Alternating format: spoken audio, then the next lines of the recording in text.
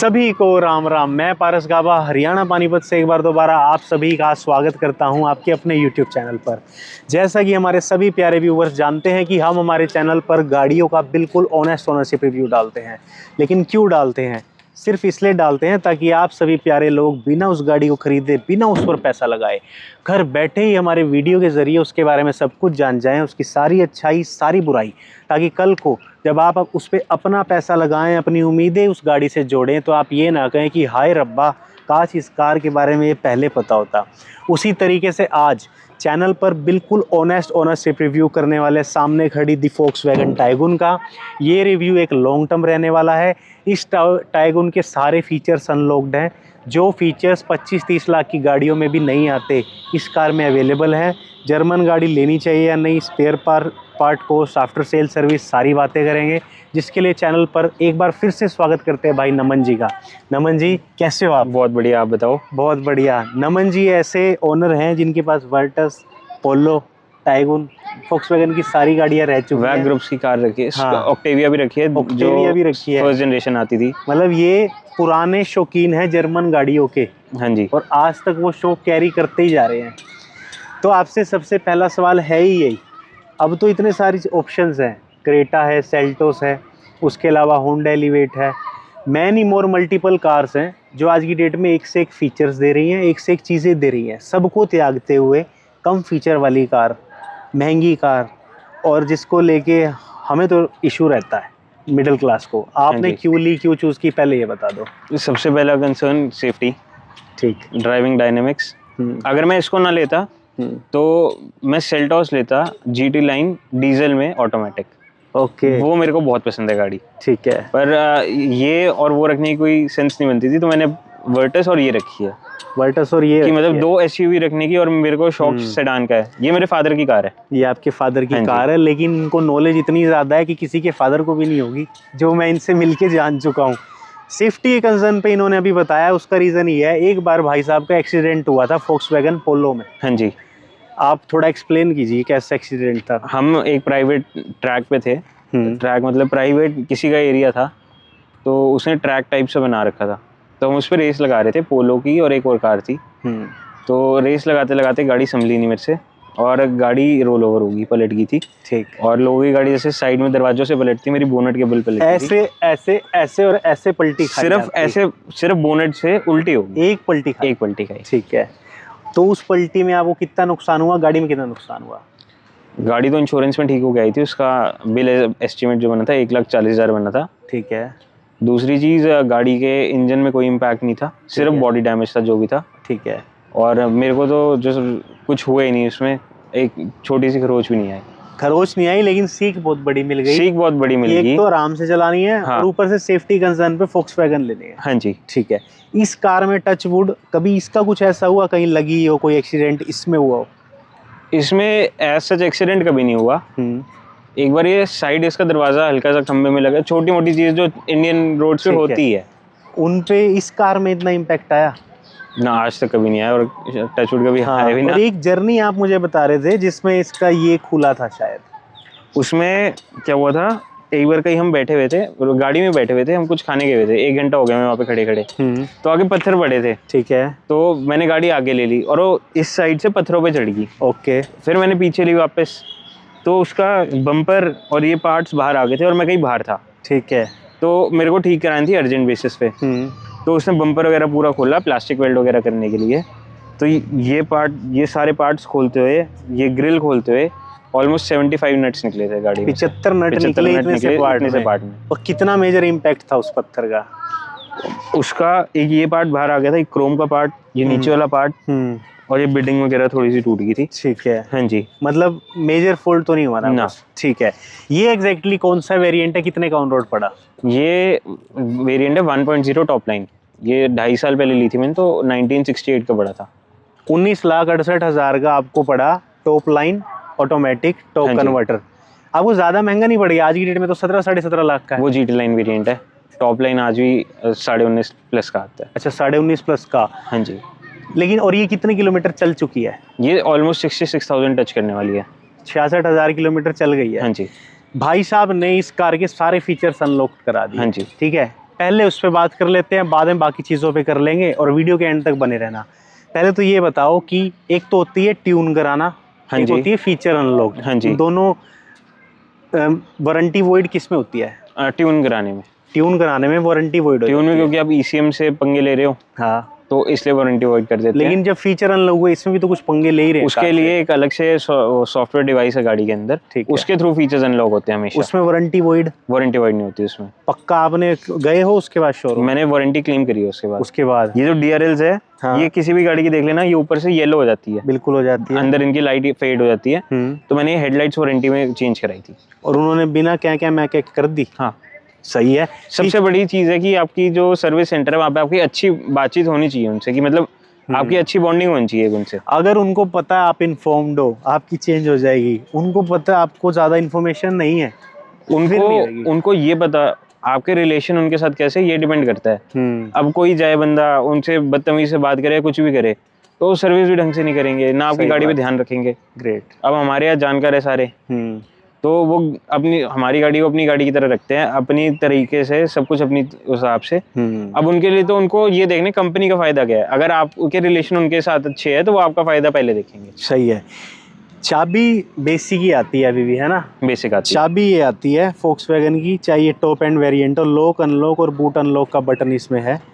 Flip है, हालांकि चाहे ये स्मार्ट एंट्री हो, इसमें सेंसर वाली एंट्री है। को पैसेंजर पे भी सेंसर है ना? हाँ जी। ठीक है।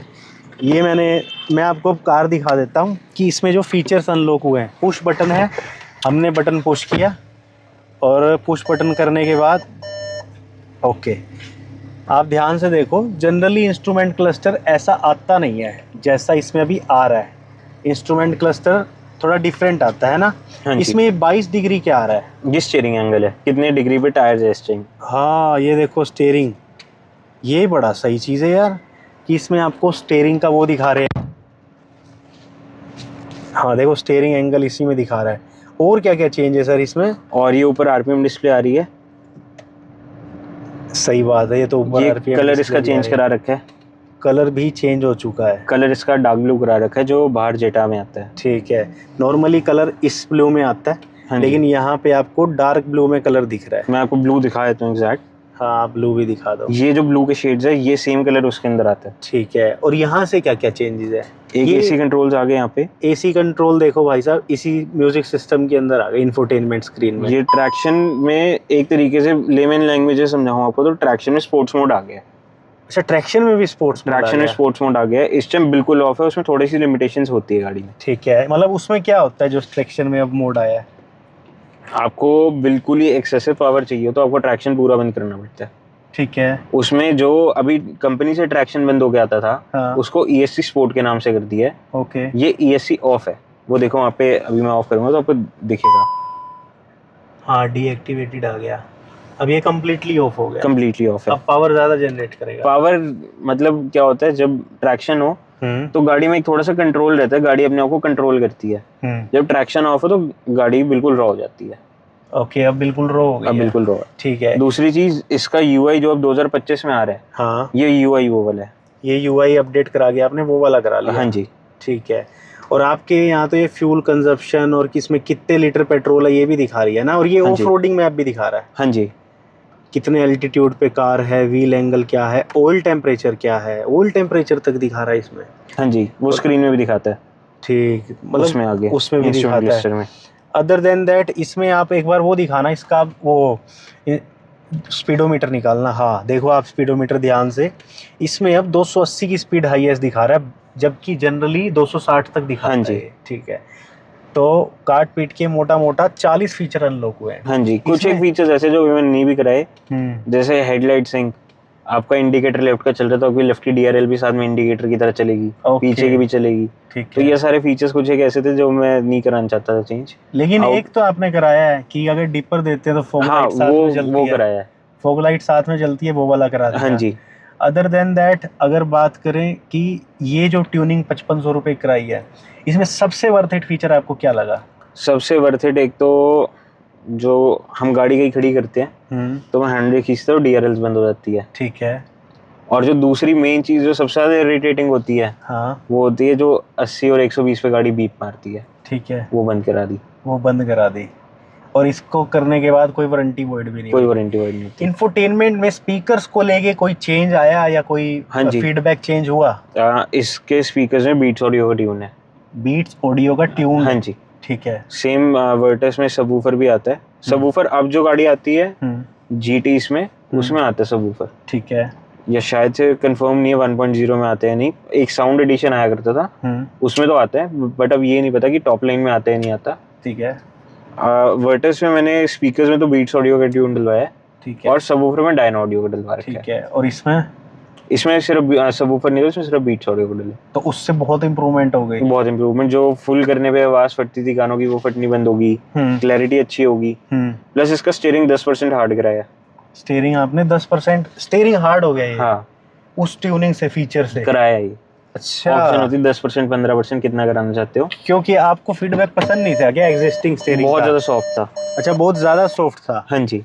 तो आपने सोचा थोड़ा सा वो करा दूं? हाँ जी। ठीक है। एसी को लेके बहुत बड़ा क्वेश्चन है 1 लीटर टाइगुन में, कि एसी को लेके तो दुनिया रोती है कि भाई साहब टर्बो जब तक एक्टिवेट नहीं होता तब तक एसी की परफॉर्मेंस अच्छी नहीं होती, और रेड लाइट्स पे या पीक की गर्मियों में एसी ही नहीं काम करता इस कार का। इसका एसी जो होता है इसमें गैस फैक्ट्री से कम आती है 70 से 80 ग्राम। ठीक है। तो आप जब गाड़ी लो, आप उसी टाइम सर्विस सेंटर में ले जाओ, इनको कहो एसी नहीं चल रहा गाड़ी का। ओके। और वो आपकी गैस फिल कर देंगे, एसी चेक कर लेंगे, गैस फिल कर देंगे, उसके बाद कोई इशू नहीं आता। आपने ये चीज़ कराई है? हाँ जी, करा रखी और है। सच में आपको फर्क लगा है? हाँ जी, मज़ा आ गया उसके हाँ जी। बाद? ठीक है, ये भी सही है। एक क्वेश्चन है बहुत बड़ा माइलेज को लेके। अब DSG हीट करता है, लोग कहते हैं, प्रैक्टिकली आपके पास वर्टस भी, आपने हमें रिव्यू भी दिया था कि हीट करता है, किस लेवल पे करता है, इस वीडियो में रिपीट कर दो। और लेकिन इसमें है automatic torque converter. Torque converter एक ऐसा गियरबॉक्स है, उसको कितना भी यूज कर लो उसको कुछ नहीं होता। ठीक है। सबसे रिलायबल गियरबॉक्स टॉर्क कन्वर्टर आता है। मज़ा देता है इसमें? मज़ा देता है ये, मतलब कई सारी परफॉर्मेंस कार्स में ये आता है गियरबॉक्स टॉर्क कन्वर्टर। DSG की तरह इसमें हीटिंग इशू? DSG की तरह इसमें हीटिंग इशू नहीं है। ठीक है। DSG में हीटिंग इशू आता है जब आप उसको बहुत ओवर अब्यूज करो। ओके। आप गाड़ियाँ तेज़ चला नहीं सकते। अगर आप तेज़ वैसे भी चलाते हो, पहली बात तो ना चलाओ, ज़्यादा बेटर है। और अगर आप उसको तेज़ चलाते भी हो तो हीटिंग इशू उसमें ऐसे नहीं आएगा कि आप हाईवे पे चल रहे हो पूरी गर्मियों में भी आपका गियरबॉक्स हीट हो गया। और आप अगर ट्रैक पे आप फुल पावर पे उसको फुल पोटेंशियल पे चला रहे हो, आपका लैप होगा 2 मिनट, 2.5 मिनट, 5 मिनट तक का, 10 मिनट, इससे ज़्यादा तो क्या ही होएगा। तो उस पर अगर आप इतनी देर चलाओगे तो कभी हीट करेगा ही नहीं। मेरा गियरबॉक्स हीट किया था पहाड़ों में, मैं लद्दाख था उस टाइम। ठीक। तो उसमें पूरा पेल रहे थे आप? पूरा उसको मैं हाई RPM से बहुत ज़्यादा चला रहा था मैनुअल करके। ग्रेट। मतलब 4-5 हज़ार RPM से नीचे नहीं आने दे रहा था गाड़ी को। तो हीट की थी वो। तब तो कोई भी कर जाएगी। इसके टर्बो में या गियर शिफ्टिंग में कोई लैग महसूस होता है? नहीं, आपको नहीं होता? कोई भी नहीं होता। ठीक है। टर्बो लैग बिल्कुल होता है, मिली सेकेंड्स का होता है, पर जो वो आप फीचर्स अनलॉक करा लो बेटर हो जाता है। बेटर हो जाता है।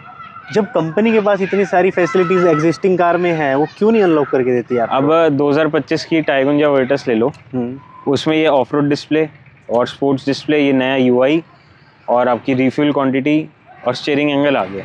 ठीक है। और ये लॉक अनलॉक वाली साउंड, ये नहीं आती थी पहले, और अब आप इसको लॉक अनलॉक करो, ये देखो साउंड आ रही है, ये अब नई गाड़ियों में भी आ गया। तो अब इस साल उन्होंने ये चेंज दिया, अब 2026 में गाड़ी देंगे उसमें 4 फीचर और अनलॉक करके दे देंगे। उसके पैसे बढ़ते जाएंगे, पैसे ऐसे अपडेट बढ़ता जाएगा, अपडेट बढ़ जाते हैं भाई अट्रैक्ट करने के लिए। हाँ ठीक है। माइलेज को लेके एक बहुत बड़ा क्वेश्चन है, कहते हैं अब टॉर्क कन्वर्टर ऑटोमेटिक में माइलेज मैनुअल से कम जा रही है, ज़्यादा जा रही है, कितनी जा रही है? मैनुअल तो 14-15 की एवरेज दे देती है सिटी में। ठीक है। हाईवे पे तो हाईवे पे ऑलमोस्ट सेम है दोनों। ठीक है। सिटी में ये 8 से 10 के बीच में देती है। सिटी में ये 8 से 10 दे देती है, पानीपत में बम्पर टू बम्पर ट्रैफिक भी होता है। हाँ जी। और हाईवे पे कितना दे देती है? हाईवे 20+, 22+। 20-22 प्लस दे देती है हाईवे पे? सीरियसली? हाँ जी। मतलब कैसी कंडीशन में देती है ये भी बता दो, फिर लोग कहते हैं देती नहीं। देखो, अगर आप इसको पेलते ही रहोगे तो कम देगी एवरेज, ऑब्वियस सी बात है, कोई भी गाड़ी होगी कम देगी। लेकिन अगर आप इसको 80-90 स्पीड लिमिट के अंदर चला रहे हो तो 20+ एवरेज देती है। 20+ का एवरेज दे देती है, और सिटी में 10 का देती है? सिटी में 10 का देती है। ठीक है। और अगर मिनिमम माइलेज आज तक इस कार का कितना गया है? 5 का। और हाईएस्ट 28 का? 28.5 थोड़ा सा बिलीव हो नहीं रहा, बट आप कह रहे हो तो मान लेता हूँ। नहीं कोई दिक्कत नहीं, जब इतना इन्फॉर्म्ड बायर है तो उन्हें पता होगा। अब इसकी सर्विस कॉस्ट और स्पेयर पार्ट के बारे में जल्दी से बता दो, फिर कंक्लूजन की बात सबसे पहली चीज़ तो 1.0 में सर्विस पैक साथ में आपको फ्री मिलता है, 4 साल का फ्री मिलता है। और ये नहीं कि लेबर कॉस्ट फ्री है उसमें, engine oil, oil filter, air filter सब कुछ फ्री है उसमें। सही है यार। आपको गाड़ी कंपनी में लेके जानी है, खड़ी करनी है, आपकी सर्विस होगी, गाड़ी आ जाएगी, आपको 1 रुपया नहीं देना। ठीक है। अनटिल अनलेस आपके कोई चीज़ ऐसी डल रही है, जैसे वाइपर वॉशर फ्लूइड डलता है 40 रुपए का होता है, तो उसकी कॉस्ट होती है मतलब 200-400 रुपए लग 200, 400, 500 रुपए। अगर ब्रेक ऑयल टॉप अप हो रहा है, हाँ ब्रेक पैड्स अगर चेंज हो रहे हैं तो वो ये सब चीजें फ्री नहीं है, basic service. Brake pad change हुए अब तक? इसके 2 बार हो गए। कितने रुपए लगे? इसके थे 4000 के, 5000, 4500, 5000 ऐसे लगते हैं विद लेबर मतलब 4000 कुछ के ब्रेक पैड्स, इसके बाकी लेबर। ठीक है। टायर इसमें ना अब तक फैक्ट्री फिटेड है, 17 इंच के हैं। और कौन सी कंपनी के इसमें? गुडियर के। ये अब तक 67,000 चल चुके हैं और इंडिकेटर इसका ऑलमोस्ट अब लगने वाला है। हाँ जी। ये कितने और चल जाएंगे? ऑलमोस्ट 5,000। टायर को लेके क्या फीडबैक रहा आपका? टायर इसके वर्टर से अच्छे टायर इसके। अच्छा। एक तो रोड नॉइस इनकी कम है, ठीक है। गुडियर के टायर से अच्छे होते हैं। दूसरी चीज, इसके टायर मतलब ऑब्वियस ही बात है, पेट्रोल, कई लोगों को नहीं पता होगी ये बात, जो डीजल गाड़ियाँ होती हैं उनके टायर्स हमेशा कम चलते हैं पेट्रोल से, क्योंकि डीजल गाड़ियों का वेट थोड़ा ज़्यादा होता है उनके इंजन का, इसलिए। दूसरी चीज़, आप टायर रोटेशन कराते रहो टाइमली, आपके टायर्स वैसे ही अच्छे चलेंगे। टायर रोटेशन में लोग क्या समझते हैं, पिछले टायर आगे डलवा दो, अगले पिछले डलवा दो। हमेशा जो टायर रोटेशन कराओ क्रॉस में होती है। ये वाला टायर राइट कॉर्नर में जाएगा, ओके। लेफ्ट साइड का राइट साइड फ्रंट में आएगा। बड़ा मज़ा आ रहा है आपसे बातें पूछने में, ऐसे लग रहा है रिव्यू लंबा चलाता ही रहूं और पूछता ही रहूं, लेकिन एक कंक्लूजन की बात अभी हमें करनी पड़ेगी। लेकिन वो जानने से पहले जाओ चैनल को सब्सक्राइब करो, वीडियो को लाइक करो, भाई की इतनी अच्छी इन्फॉर्मेशन के लिए थैंक यू करो, और जो भी क्वेरी है कमेंट करो, हम दोनों मिलके कमेंट्स में रिसॉल्व करेंगे आपकी क्वेरी। तो इतनी सारी अंदर की और बाहर की बातें करने के बाद अब आपसे एक फाइनल बात करनी है कि इसको लेके सुखी या दुखी, सज़ा मिली या मज़ा, और इम्प्रूवमेंट में फोक्सवैगन के क्या क्या सेक्टर्स आते हैं? बिल्कुल सुखी है, मज़ा ही पूरा मिलता है इस गाड़ी को चला के। मतलब कोई भी ये ना सोचे कि 1000 सीसी तो इंटर पावर है। क्रेटा, सेल्टॉस, एलिवेट और जितनी भी सेकंड गाड़ी होती है उनसे अच्छी है। ठीक है। और इम्प्रूवमेंट क्या क्या होनी चाहिए? इम्प्रूवमेंट एक तो इनकी चाबी होनी चाहिए, बिल्कुल। ठीक है। दूसरी चीज़, इनके टायर्स वोक्सवैगन को अच्छे देने चाहिए। उनके वो है टाइप्स 4 कंपनी से, अपोलो से, C8, MRF और गुडियर। अब जो गुडियर मिल गया जिसको, वो तो सुखी है, जो MRF मिलता है वो दुखी है। दुखी रोड नॉइस से सिर्फ। MRF का टायर वो भी अच्छा है कि मतलब 240 तक भी स्टेबल रहता है वो टायर, बिल्कुल, जो कंपनी क्लेम करती है। 240 तो ये गाड़ियाँ जाती नहीं, तो कंपनी जो क्लेम करती है वो बता रहा हूँ मैं आपको। पर MRF में रोड नॉइस ज़्यादा है, C8 का टायर है ही नहीं अच्छा, सबको पता है बात। ठीक है। और गुडियर का टायर अच्छा है, और इनको इन फ्यूचर टायर्स, मतलब इनका टायर कम से कम भी ब्रिजस्टोन के साथ होना चाहिए। तो इसके अलावा आपको और इम्प्रूवमेंट चीज़ें नहीं लगती? और कुछ भी नहीं। ठीक है। मेरा इसमें ये ऐड ऑन है, अगर आप इसकी आने वाले टाइम पे रीसेल वैल्यू संभाल सकते हो, या 5 साल बाद जब ये वारंटी में नहीं रहेगी तब इसका स्पेयर पार्ट को संभाल सकते हो, तो you should go for it. नहीं, ऐसे मतलब इनके स्पेयर पार्ट्स में कोई इशू नहीं आता कभी। ठीक है। दूसरी चीज़, रीसेल वो बंदा देखता है, हम मिडिल क्लास फैमिली के लोग कभी ये चीज़ नहीं देखते कि हमें गाड़ी हर 1 साल में चेंज करनी है। हाँ, हम लॉन्ग टर्म के लिए सोचते हैं। दूसरी चीज़, रीसेल है, अब रीसेल के लिए तो क्रेटा से ऊपर तो कोई है नहीं। तो जिसको रीसेल देखनी है वो ऑब्वियस ही बात है, जितना मर्जी उसको समझा लो अच्छी है वो नहीं लेगा, वो नहीं लेगा ये कार। ठीक है। कार एंथुसियास्ट हो, गाड़ी चलाने का मज़ा लेना है, ओडी वाली कार का, जैसे Q2 है, Q3 है, Audi A3 है, उन जैसा मज़ा छोटे बजट में लेना तो इनको लेना पड़ेगा, है ना? एग्जैक्टली यही कहना सही रहेगा। हाँ, मतलब ऐसे समझ लो, अगर आप A6 ले रहे हो तो आप Passat ले सकते हो, एक ही बात है, कोई फ़र्क नहीं है। Passat आती नहीं इंडिया में, सेकेंड हैंड मार्केट में आज भी मिल जाती है, 20-17-18 लाख की मिल जाती है, बहुत अच्छी कंडीशन की। अगर आपका बजट A6 का नहीं है और आप चाहते हो आपको A6 वाले मज़ा लेना है, जिसको दिखाना नहीं मेरे पास ऑडी है, वो Passat ले ले, सेम बात है। सही बात है। और भाई ये एक 4 सीटर कार है, ये मैं एंड में ज़रूर कहना चाहूँगा। बिल्कुल, 5 जो सीटर सोच के मत लेना। कोई भी गाड़ी आज की डेट में, पहले तो देखो ऐसा होता था, मारुति 800 में 8-8 लोग बैठते थे। उस टाइम लोग एक तो पतले होते थे, बहुत ज़्यादा फिट रहते थे। सही बात। अब हम लोग हो गए अनफिट बहुत ज़्यादा, तो हमें तो 4 सीटर ही लगेगी। 4 सीटर ही लगेगी। तो थैंक यू बडी, दोबारा से रिव्यू देने के लिए धन्यवाद। और इतना अच्छा इन्फॉर्मेशन इन्होंने दी है, इनके लिए चैनल को लाइक सब्सक्राइब करना, और इनको थैंक्स ज़रूर करना वीडियो में। मैं फिर से थैंक यू करता हूँ। वेलकम।